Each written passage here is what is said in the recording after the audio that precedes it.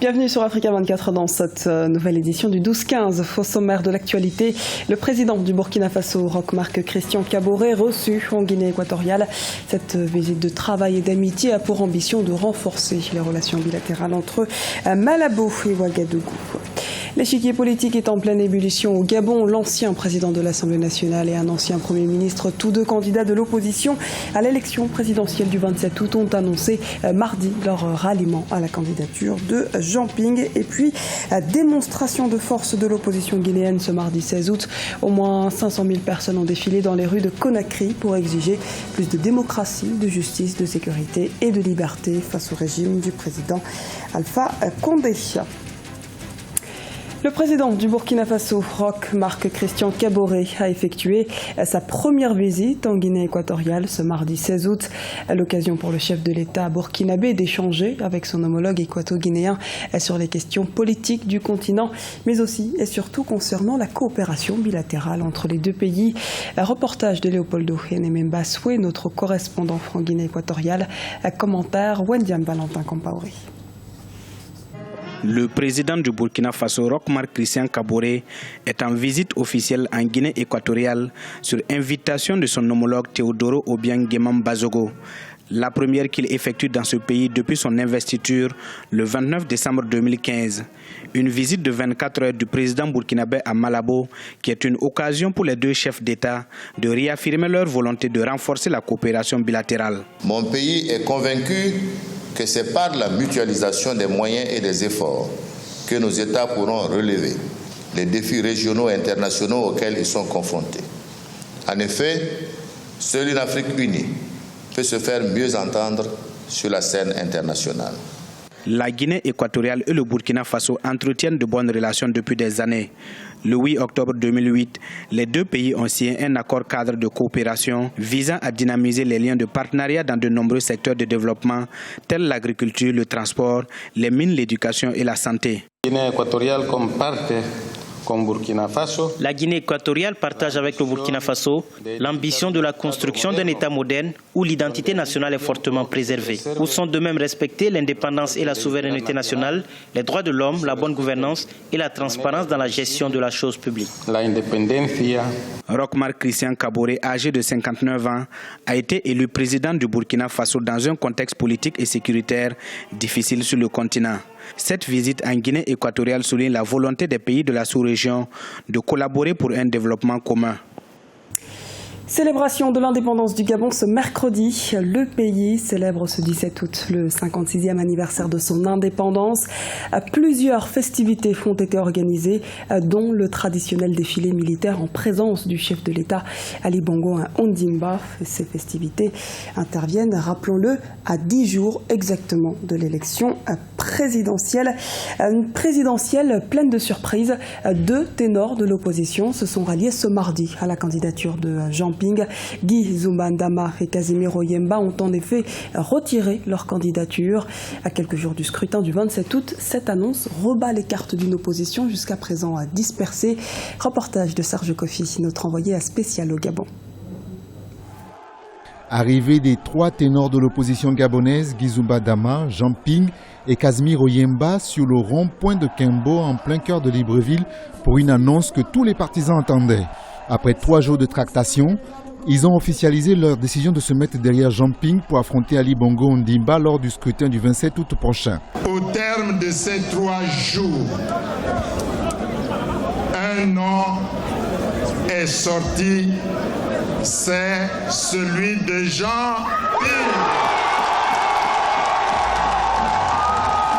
Guy Zumbandama et Casimiro Yemba disent avoir pris cette décision au nom de l'intérêt général. L'accord entre ces trois personnalités change relativement le rapport de force entre Ali Bongo Ondimba et ses adversaires dans ce scrutin présidentiel à un tour. À nos équipes respectives qui doivent maintenant travailler ensemble, la main dans la main. Je conseille la franche collaboration et surtout l'engagement mutuel pour que chacun, y apportant du sien, fasse gagner ensemble et au final C'est le Gabon qui devrait gagner le 27 août prochain. Au Gabon, l'élection présidentielle est à un tour et des voix s'élevaient déjà au sein de la population et des organisations de la société civile pour une candidature unique. Ils étaient 14 candidats au départ de ce scrutin présidentiel. Ce sera désormais 11 candidats qui affronteront Ali Bongo Ondimba. Et sachez qu'Africa 24 vous propose des émissions spéciales consacrées à l'élection présidentielle du 27 août 2016 en direct de Libreville et tous les jours jusqu'au 26 août. L'émission Enjeu avec Thierry Ngangang, c'est à partir de 19h15 GMT. Celle de ce mercredi portera sur le thème Gabon entre tradition et modernité. Elle sera suivie du grand débat de la présidentielle à partir de 20h30 GMT. Le thème du débat présidentiel de ce jour est État de droit et justice au Gabon. Il sera animé par Babylas Botton. L'opposition guinéenne s'est exprimée dans la rue ce mardi 16 août 2016. Des milliers de militants de l'opposition républicaine ont manifesté dans la capitale Conakry. La marche a été l'occasion pour les leaders politiques et leurs militants de dénoncer l'injustice, la pauvreté, l'insalubrité et la malgouvernance. Reportage d'Emmanuel Milimono, notre correspondant en Guinée. Démonstration de force de l'opposition politique républicaine ce mardi 16 août 2016 dans les rues de Conakry. De Wanindara dans la haute banlieue de la capitale guinéenne jusque devant l'esplanade du stade du 28 septembre, des milliers de manifestants ont envahi les rues à l'appel des leaders politiques. Cette mobilisation est axée essentiellement sur les revendications comme la lutte contre l'insécurité, l'insalubrité, la malgouvernance et l'injustice.